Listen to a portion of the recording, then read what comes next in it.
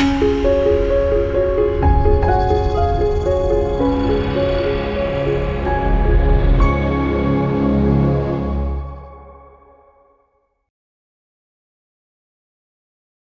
మాత్రం. నేను మీ journalist Navatha. Welcome to R voice.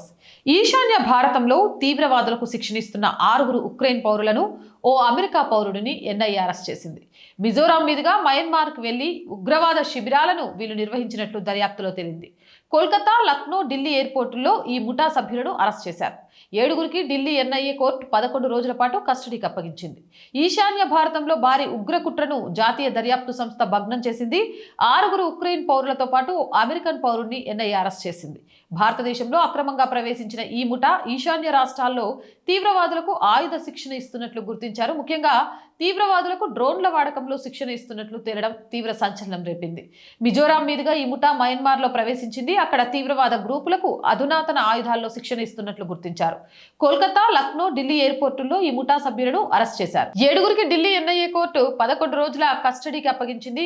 UAPA ఉపా చట్టం కింద 7గురిపై ఢిల్లీ పోలీసులు కేసు నమోదు చేశారు. ఈశాన్య రాష్ట్రాల్లో విదేశీయులు ప్రయాణం చేయాలంటే ఇన్నర్ లైన్ పర్మిట్ తీసుకోవాలి. కానీ 7గురు ఎలాంటి అనుమతి లేకుండానే మిజోరాంలో పర్యటించారు. అక్కడి నుంచి మయన్మార్ వెళ్లారు. తీవ్రవాదుల కోసం ఈ ముఠా మయన్మార్లో శిక్షణా కార్యక్రమం నిర్వహించినట్లు గుర్తించారు. అమెరికా జాతీయుణ్ణి మ్యాథ్స్ వాన్ డైక్ గా గుర్తించారు. Ukraine జాతీయులు హుర్బా petro, స్లివియాక్ టారాస్, Ivan సుక్ మనోపిస్క్, స్టైఫాకిన్, Marion, హోమ్చురుక్ Maxim, కమిన్స్కీ, Victor ను అరెస్ట్ అయ్యారు. ఇక ఢిల్లీలోని ప్రత్యేక ఎన్ఐఏ కోర్టు వారిని 11 రోజుల జ్యుడిషియల్ కస్టడీకి పంపింది. అరెస్ట్ అయిన వారిలో అమెరికా పౌరుడు మాథ్యూ వాన్ డైక్ చాలా కీలకమని జాతీయ దర్యాప్తు సంస్థ పేర్కొంది. లిబియా యుద్ధంలో మాథ్యూ వాన్ డైక్ పాల్గొన్నట్లు ఆధారాలు ఉన్నాయని ఎన్ఐఏ భావిస్తుంది. అంతేకాకుండా నేషనల్ లిబరేషన్ ఆర్మీ తరపున గడాఫీ సర్కార్కు వ్యతిరేకంగా ఆపరేషన్స్ లో పాల్గొన్నాడు. అటు సిరియాలో ఐసిస్ కి వ్యతిరేకంగా యుద్ధంలో పాల్గొన్నాడు. ఉక్రెయిన్ బలగాల తరపున రష్యాతో యుద్ధంలో పాల్గొన్నాడు. ఇలాంటి వ్యక్తి ఈశాన్య భారతంలో తిష్టవేయడం తీవ్ర కలకలం రేపింది. కీవ్ లో ఉక్రెయిన్ బలగాలకు శిక్షణ ఇస్తున్న వ్యక్తి భారత్ కి వ్యతిరేకంగా కుట్రలు చేయడం నిఘా వర్గాలను కలవరపెడుతోంది. 14 మంది ఉక్రేనియన్ భారతీయులు వేర్వేరు తేదీలలో పర్యాటక వీసాలపై భారతదేశంలోకి ప్రవేశించారని ఎన్ఐఏ అనుమానిస్తుంది. వారు సరైన పత్రాలు లేకుండా అస్సాంలోని గౌహతికి, ఆ తర్వాత మయన్మార్ సరిహద్దు రాష్ట్రమైన మిజోరాంకి విమానాల్లో ప్రయాణించారు.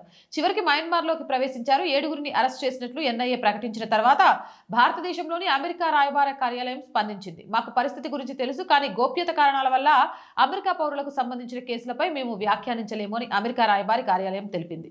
మిగతా 6 నిందితులు ఉక్రెయిన్ జాతీయులని ఉక్రెయిన్ విదేశాంగ మంత్రిత్వ శాఖ మీడియాకు విడుదల చేసిన ఓ ప్రకటనలో ధృవీకరించింది. ఉక్రెయిన్ పౌరుల బంధువులతో ఉక్రెయిన్ దౌత్య కార్యాలయం సంప్రదింపులు జరుపుతున్నట్లు పేర్కొంది. జాతీయ దర్యాప్తు సంస్థ భారత్కి సంబంధించి ఇటీవల అమెరికాకు చెందిన మాథ్యూ అరోన్ వాన్ డైక్ అనే వివాదాస్పద వ్యక్తిని అరెస్ట్ చేయడం అంతర్జాతీయ స్థాయిలో చర్చానీయాంశమైంది. ఈ ఘటనకు సంబంధించి అసలు ఎవరి మాథ్యూ వాన్ డైక్ అని కూడా చర్చ నడుస్తుంది. ఒక డాక్యుమెంటరీ ఫిలిం మేకర్ మాత్రమే కాదు వీడు, అతను మెర్సినరీ కోసం యుద్ధాల్లో పాల్గొనే సైనికుడు. ఇక లిబియా అంతర్యుద్ధం మీ అందరికీ తెలిసే ఉంటుంది. 2011లో గడీఫీ పాలనకు వ్యతిరేకంగా దళాల తరపున పోరాడుతూ మొదటిసారి వెలుగులోకి వచ్చాడు. ఆ సమయంలో అరెస్ట్ అయ్యి 6 నెలల పాటు జైల్లో కూడా ఉన్నాడు. అంతేకాదు అంతర్జాతీయ జోక్యం, సిరియాలో తిరుగుబాటుదారులకు ఆయుధాలు శిక్షణ ఇవ్వడం, ఇరాక్లోని ఐసిస్ కు వ్యతిరేకంగా పోరాటం చేయడం వంటి పనులు చేస్తూ ఉంటాడు. సన్స్ ఆఫ్ లిబర్టీ ఇంటర్నేషనల్ తో కూడా ప్రమేయం ఉంది. నియంతృత్వ ప్రభుత్వాలకు వ్యతిరేకంగా పోరాడే వారికి సైనిక శిక్షణ సలహాలు ఇచ్చేందుకు ఈ సంస్థను స్థాపించారు. భారత్లో అరెస్టుకు కారణాల విషయానికి వస్తే కోల్కతా విమానాశ్రయంలో వాన్ డైక్ ను, అలాగే ఢిల్లీ మరియు లక్నోలలో 6 ఉగ్రవాద పౌరుల్ని అదుపులోకి తీసుకోవడానికి గల కారణం మీ అందరికీ తెలిసిందే. డ్రోన్ వార్ఫైర్ శిక్షణ ఇవ్వడం కోసం ఇచ్చిన కారణంగానే వీరిని అదుపులోకి తీసుకున్నట్టుగా కూడా తెలుస్తోంది. నిజంగా కూడా వీళ్ళను అదుపులోకి తీసుకోకపోతే దేశంలో ఒక భారీ ఉగ్రకుట్రకు తెరలేపి ఉండేది. మయన్మార్లోని ఈ సాయుధ ముఠాలకు ఈశాన్య భారతదేశంలోని నిషేధిత ఉగ్రవాద సంస్థతో సంబంధాలు ఉండడం వల్ల వీరికి శిక్షణ ఇవ్వడం వల్ల భారత అంతర్గత భద్రతకు ముప్పు వాటిల్లే ప్రమాదం ఉందని కూడా ఏజెన్సీ చెప్పింది.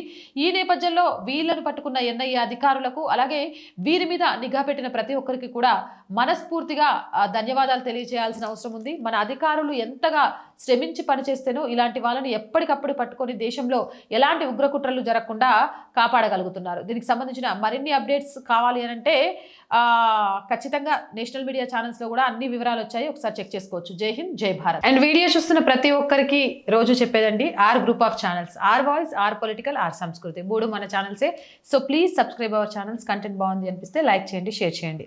అండ్ ఆర్థికంగా మీరు చేసే ఒక్క రూపాయి సహాయం కూడా ఈరోజు ఆర్ వాయిస్కి చాలా చాలా అవసరం. ఆర్థికంగా సపోర్ట్ చేయాలి అని అంటే సబ్స్క్రిప్షన్ పక్కనే జాయిన్ అనే బటన్ ఉంది. 1 to 5 లెవెల్స్ ఉన్నాయి. ఏదో ఒక లెవెల్లో సపోర్ట్ చేయండి.